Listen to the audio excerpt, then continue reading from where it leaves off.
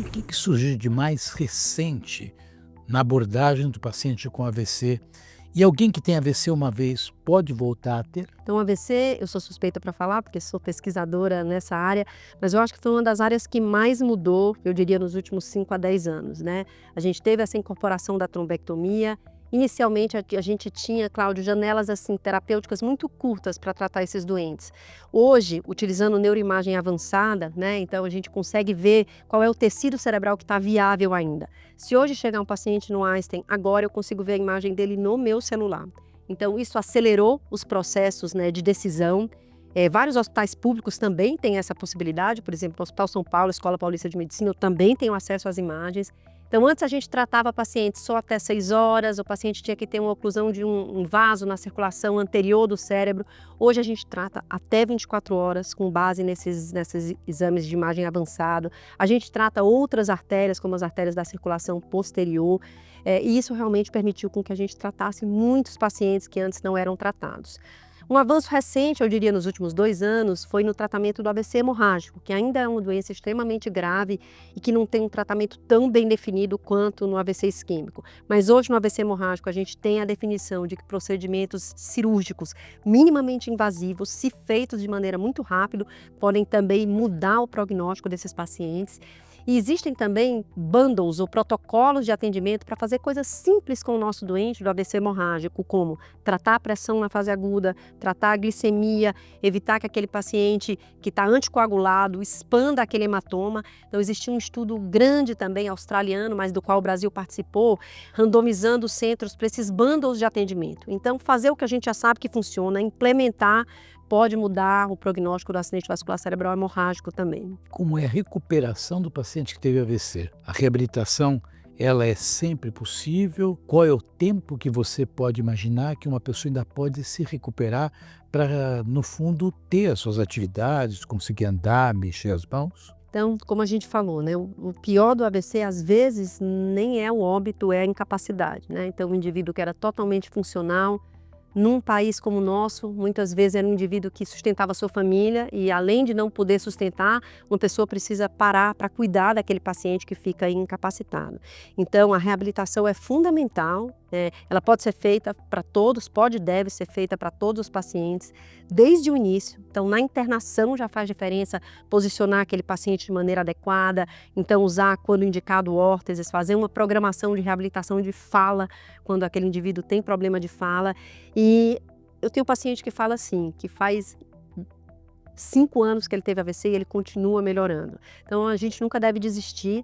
O processo de melhora, ele acontece mais rapidamente no primeiro ano, tá? Então, depois que aconteceu um AVC, dentro do primeiro ano, é onde a gente vai ver uma melhora progressiva mais importante, mas ela pode continuar acontecendo e a reabilitação faz parte dessa busca da melhora. Quer dizer, essa melhora é uma melhora que pode, claro, ser mais nítida nos primeiros dias, mas ela pode até em 1 ano apresentar sinais de progressão. Sim.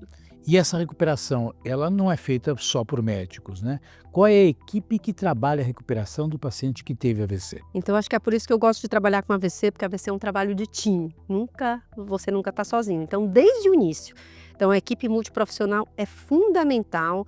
Os nossos protocolos de indicadores de qualidade no Einstein e no mundo todo requerem que esse paciente seja avaliado por fisioterapeutas, por fonoaudiólogos, para a gente saber se há problemas de disfagia e que podem levar à aspiração. Então, esses pacientes podem necessitar de outras terapias, como terapia ocupacional. A gente trabalha muito de perto com os médicos fisiatras para orquestrar essa reabilitação, né? Então, eles todos são super importantes e o trabalho é sempre um trabalho de time.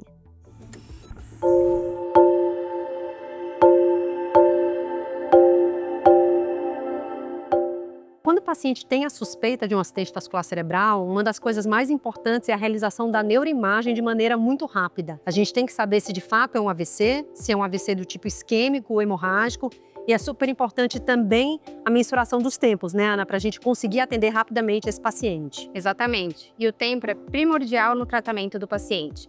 O tempo ideal é de 25 minutos entre a chegada do paciente e a realização da imagem, e isso vai impactar no desfecho e na melhora dele.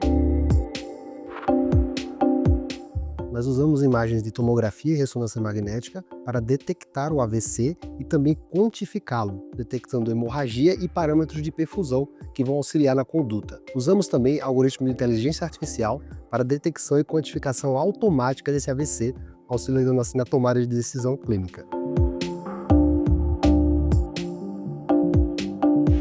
Nossa equipe de neurohospitalistas funciona 24 horas, 7 dias por semana, e nós atendemos presencialmente os pacientes que dão entrada pelo pronto atendimento do Morumbi, e através da telemedicina a gente consegue dar esse mesmo suporte para os pacientes das unidades satélites e dos hospitais públicos, dos quais a gente é encarregado, mantendo o atendimento do AVC com o tempo, janela adequadas e dando esse suporte imediatamente e encurtando o tempo entre a chegada do paciente e o início do tratamento.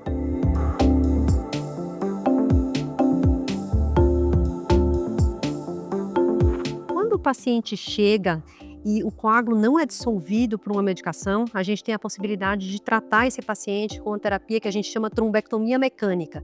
Então a gente consegue sacar o coágulo dentro de uma mesa de hemodinâmica e é muito importante, assim como na medicação, que isso seja feito de maneira muito rápida. E para garantir essa agilidade, a gente tem o código AVC, um código sonoro que alerta todas as unidades do hospital, trazendo o paciente com mais rapidez para o procedimento. O protocolo AVC completa agora em outubro 21 anos e desde a sua criação ele foi pensado para garantir a segurança, o melhor tratamento e o melhor desfecho para o paciente.